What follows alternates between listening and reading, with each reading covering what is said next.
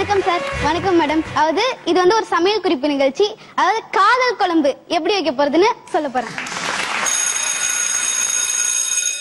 வணக்கம் and welcome to குமட்டல் சமையல் நிகழ்ச்சி.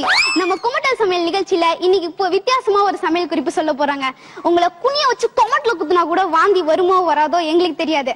ஆனா நம்ம குமட்டல் சமையல் நிகழ்ச்சியில இன்னைக்கு வைக்க போற குழம்புல கண்டிப்பா வாந்தி வரும். அது என்ன குழம்புன்னு கேக்குறீங்களா? அது காதல் குழம்பு. காதல் குழம்பு வைக்கிறது எப்படின்னு தான் இன்னைக்கு சொல்ல போறேன். ஃபர்ஸ்ட் தேவையான பொருட்களை பார்ப்போம். ஒரு வீணா போன ஃபிகர் 1, அப்புறம் 2 சிம் கார்டு எடுத்துக்கோங்க, அப்புறம் கடலை தேவைக்கேற்ப, அப்புறம் ரீசார்ஜ் கூப்பன் வந்து பைசாக்கேற்ப எடுத்துக்கோங்க, ஜொல்லு 1/4 லிட்டர் போதும், அப்புறம் இது சில மொக்க கவிதையெல்லாம் வந்து கட் பண்ணி வச்சுக்கோங்க. ஃபர்ஸ்ட் வந்து செய்முறையை பார்ப்போம். ஃபர்ஸ்ட் எடுத்தோன்னே நல்லா கடாய காய வைக்கிற மாதிரியே காதலனை நல்லா காய வைங்க. அப்போதான் காதலன் சுறுசுறுப்பா செயல்பட்டு காதலியை சீக்கிரமா கரெக்ட் பண்ண பாப்பாரு. அதனால நல்லா கடாய காய வச்சுக்கோங்க. காய வச்ச அடுத்த செகண்டே ஒரு 1/4 லிட்டர் ஜொல்லு எடுத்து அதுல ஊத்துங்க.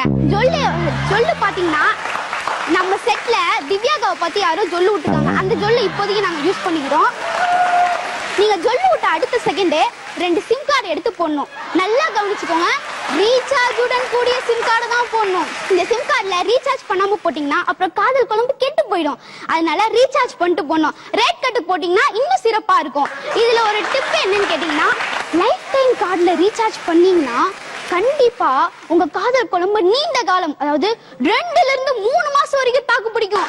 இது வந்து நம்ம அக்கா மாதிரி சூப்பர் ஃபிகருக்கு மட்டும் தான் சூட் ஆகும். இவங்கள மாதிரி சும்மாரான ஃபிகருக்குலாம் 10 ரூபாய்க்கு டம்மு பண்ணாலே டாப்பா இருக்கும் குழம்பு. அதுக்கு மேல நீங்க போடவே தேவையில்ல. நீங்க சிம் கார்டு போட்ட அடுத்த செகண்டே கடலை போட ஆரம்பிச்சிடணும். நீங்க கடலை போட கொஞ்சம் லேட் ஆனா கூட வேற ஒருத்தன் கடலை போட ஆரம்பிச்சிருவான். அதனால ஜாக்கிரதையா இருந்துக்கோங்க.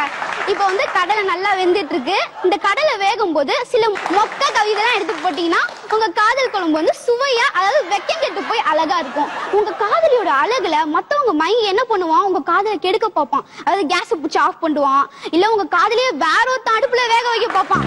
அந்த மாதிரி இருக்க நேரத்துல உங்க காதலியோட மேக்கப்ப டக்குன்னு கரைச்சு விட்டுருங்க. பாத்துட்டு அவனை தூணு துப்பிட்டு போயிடுவான்.